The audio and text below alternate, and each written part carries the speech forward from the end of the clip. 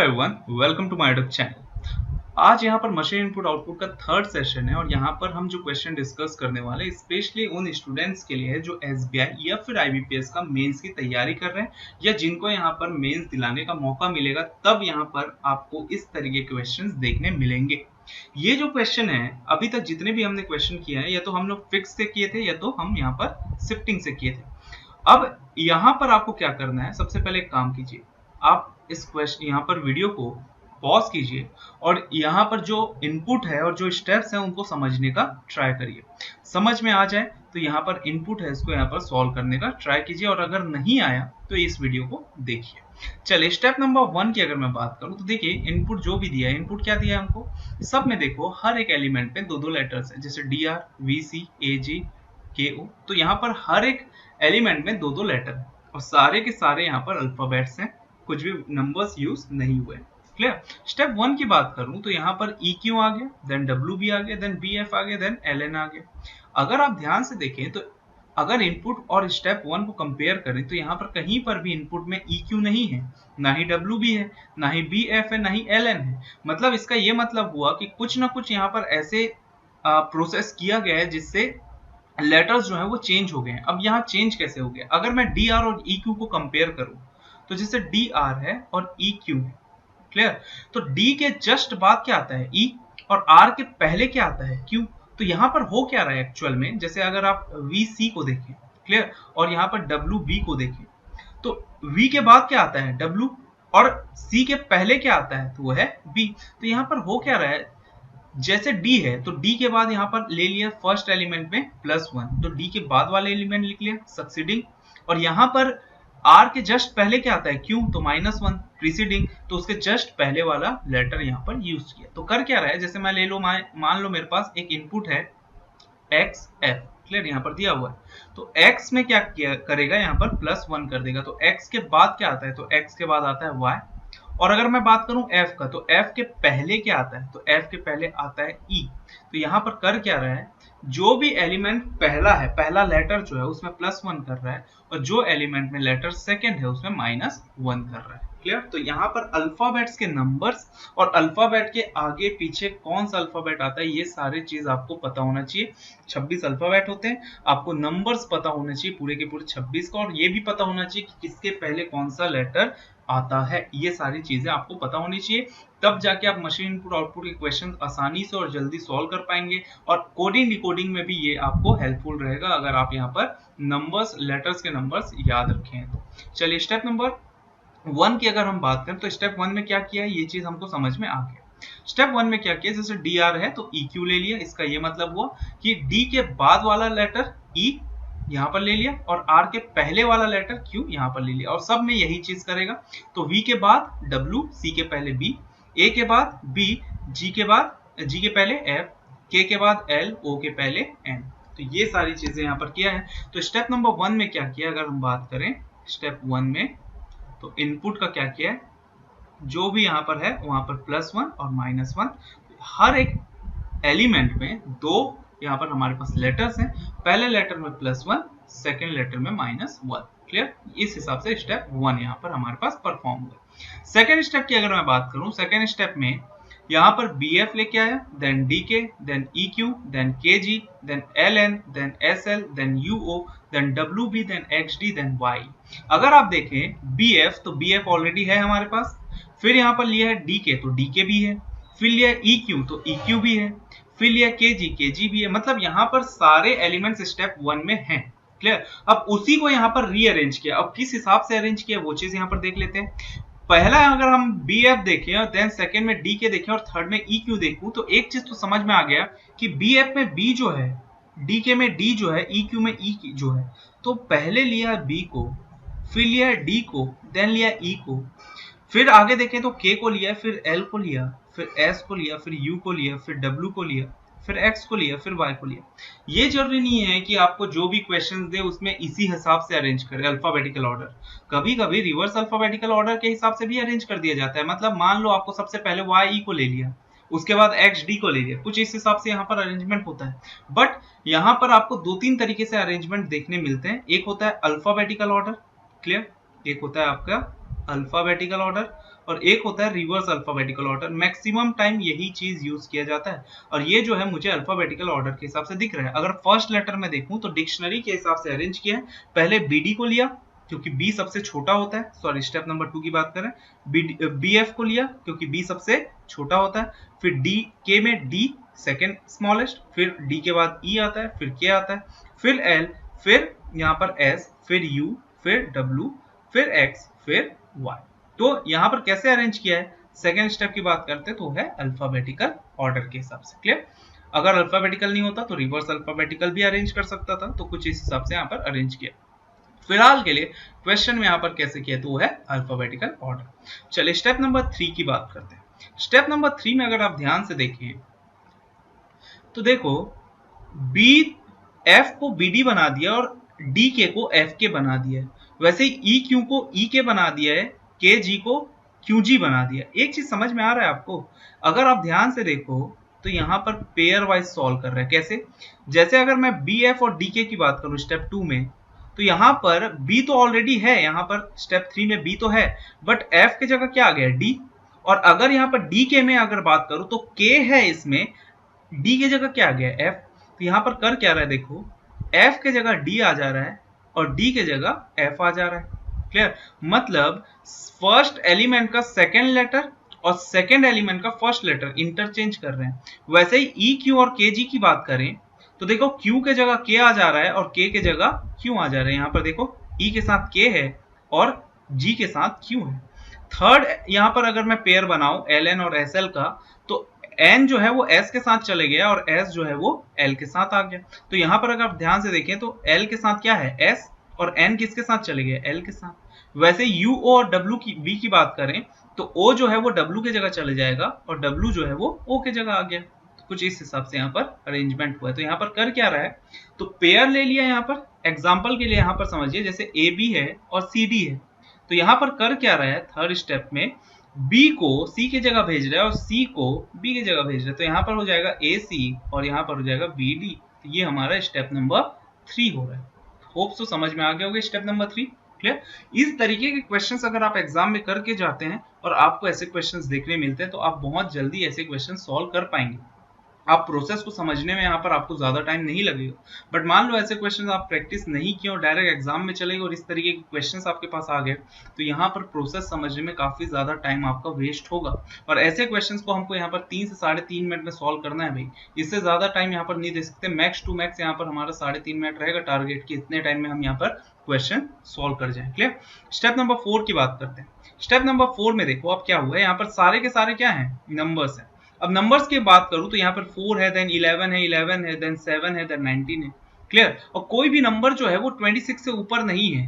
Max to max यहाँ पर हमारे पास 25 है। क्लियर? इसका ये चीज है, इससे ये चीज समझ में आ रहा है कहीं ना कहीं ये अल्फाबेट्स के नंबर्स हैं। अब ये कौन सा अल्फाबेट के है, अगर मैं बी डी की बात करूं तो देखिए बी का नंबर होता है 2, तो यहाँ पर तो 4 है, और डी का नंबर क्या होता है 4, तो डी का 4 दिख रहा है मुझे, मतलब सेकेंड जो लेटर है उसका नंबर दिख रहा है। अब इसको चेक करने के लिए सब में यहाँ पर चेक करना पड़ेगा। जैसे एफ के है तो के जो है सेकंड यहाँ पर लेटर है, के का नंबर क्या होता है 11। ई के है तो के का नंबर क्या होता है 11।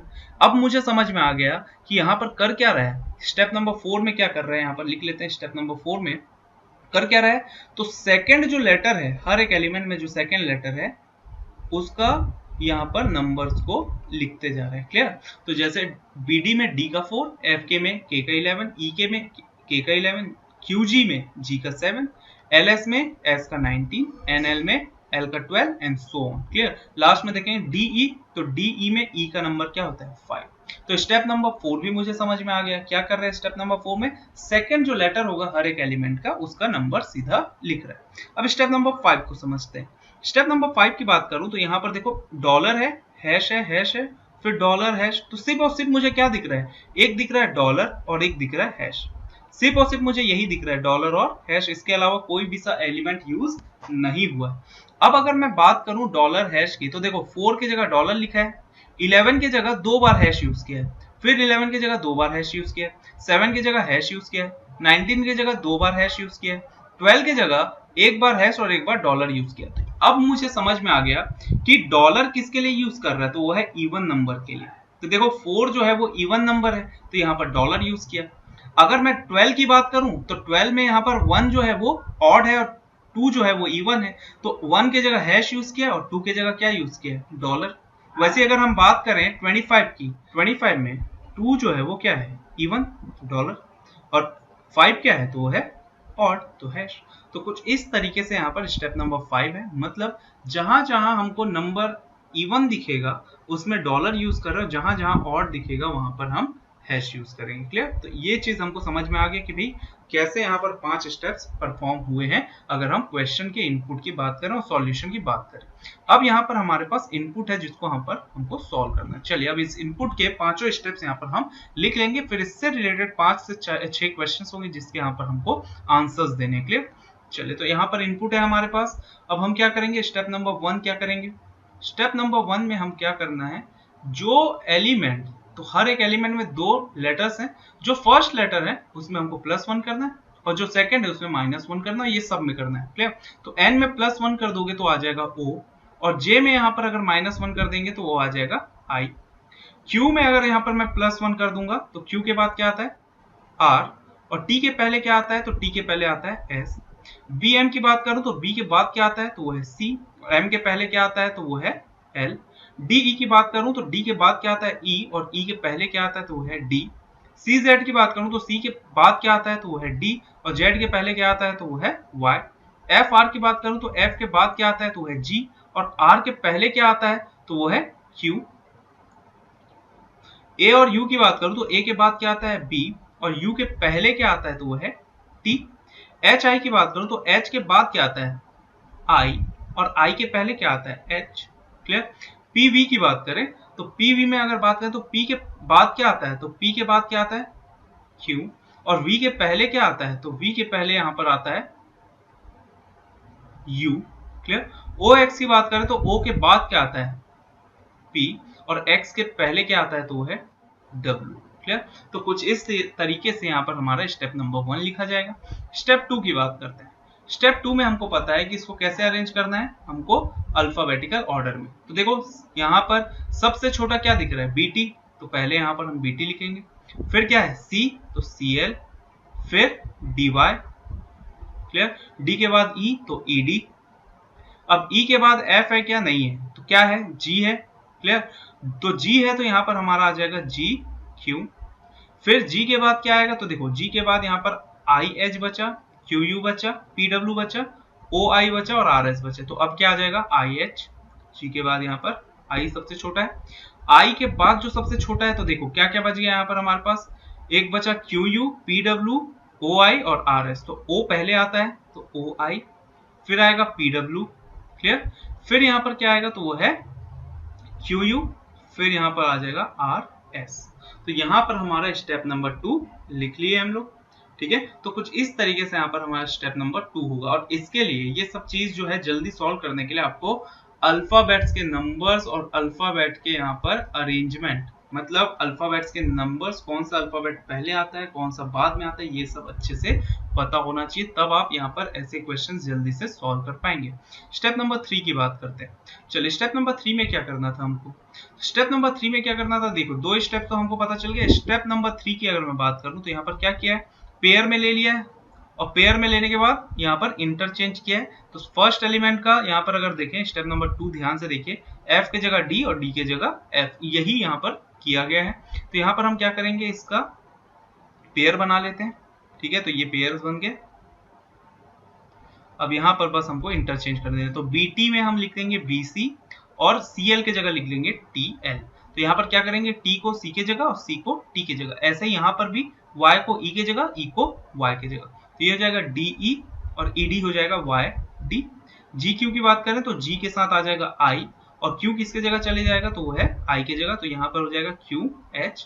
OI PW की बात करें तो O के जगह O के साथ P आ जाएगा, और I चले जाएगा W के साथ, तो IW।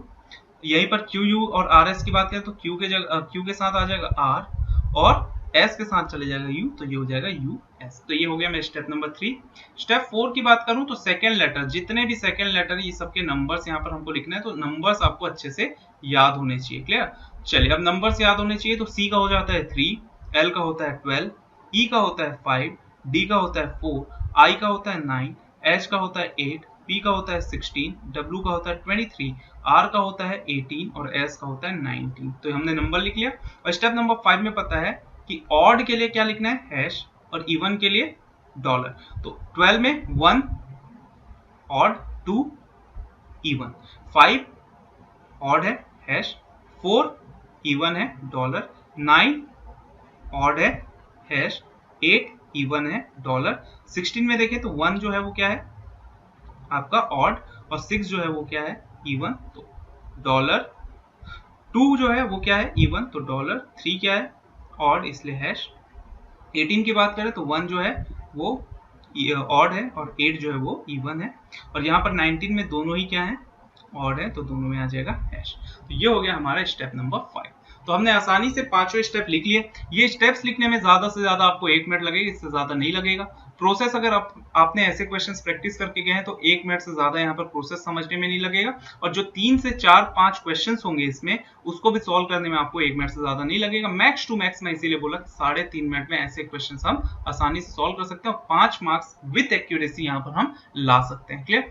ऐसे क्वेश्चंस अगर आप यहाँ पर प्रैक्टिस करके जाते हैं, ऐसे क्वेश्चंस 3-3.5 मिनट में बन जाते हैं, तो कॉन्फिडेंस बहुत अच्छे से डेवलप हो जाता है एग्जाम में।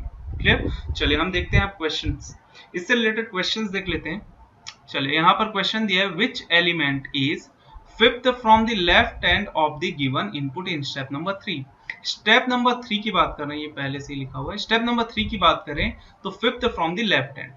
स्टेप नंबर 3 की बात करें तो ये स्टेप नंबर 3 है। Fifth from the left hand कौन सा दिख रहा है, तो लेफ्ट हैंड में सबसे पहले क्या है BC, then TL, then DE, then YD, और लास्ट यहाँ पर पांचवा कौन सा है तो वो है GI। तो यहाँ पर हमारा जो आंसर आएगा, ऑप्शन जो आएगा वो रहेगा ऑप्शन B, GI। क्लियर? चलिए सेकंड क्वेश्चन की बात करते हैं। सेकंड क्वेश्चन दिया है, what is the position of TL with respect to QR in step number 3 of the given input. तो क्या बोला है, TL का यहाँ पर पोजीशन बताना है QR के रिस्पेक्ट में। तो TL कहाँ है, तो भाई थर्ड स्टेप में TL यहाँ पर है हमारे पास। क्लियर? और QR कहाँ है, तो QR जो है यहाँ पर है सेकेंड लास्ट। ठीक है, इसके QR के रिस्पेक्ट में TL कहाँ पर है। ठीक है, तो देखो अगर ध्यान से देखें तो यहाँ पर QR के लेफ्ट में है TL, कितने लेफ्ट में है, तो फर्स्ट में IW, सेकेंड में OP, थर्ड में QH, फोर्थ में GI, फिफ्थ में YD, सिक्स में DE, और सेवेंथ में क्या है तो वो है TL। तो मैं बोल सकता हूँ सेवेंथ फ्रॉम द लेफ्ट। तो कौन सा ऑप्शन दिख रहा है हमको, option D, 7 to the left. तो ये हमारा आंसर हो जाएगा option number D। Question number 3 की बात करें, how many hash are there in final step of the given input. तो हमको हैश टैग यहाँ पर काउंट करना है। तो देखिए 1 2 3 4 5 6 7 8 9, तो टोटल कितने दिख रहे हैं 9। तो ऑप्शन जाएगा यहाँ पर हमारा ऑप्शन A, 9। तो इस तरीके से यहाँ पर आपके पास 5 क्वेश्चंस होते हैं। हम यहाँ पर 3 क्वेश्चन सॉल्व कर रहे हैं, इससे और 2 क्वेश्चंस आपके पास होंगे। क्लियर? एग्जाम में जब भी आपके पास मेंस का आएगा तो ऐसे क्वेश्चंस यहाँ पर 5 होंगे इससे रिलेटेड, जिसके आपको आंसर्स देने हैं, और ऐसे क्वेश्चंस, ऐसे यहाँ पर क्वेश्चंस आप 3 से 3.5 मिनट में सॉल्व करें जब भी आपके पास ऐसे क्वेश्चंस मिलेगा। क्लियर? तो मिलेंगे नेक्स्ट वीडियो में। होप सो ये वीडियो समझ में आया हो। अगर वीडियो समझ में आया तो प्लीज लाइक कीजिए, सब्सक्राइब कीजिए, और कमेंट करके जो भी डाउट है वो मुझसे जरूर पूछिए। मैं ट्राई करूंगा कि आपका डाउट जो है जल्द से जल्द यहाँ पर क्लियर कर सकूं। तो मिलेंगे नेक्स्ट वीडियो में। Thank you for watching my videos.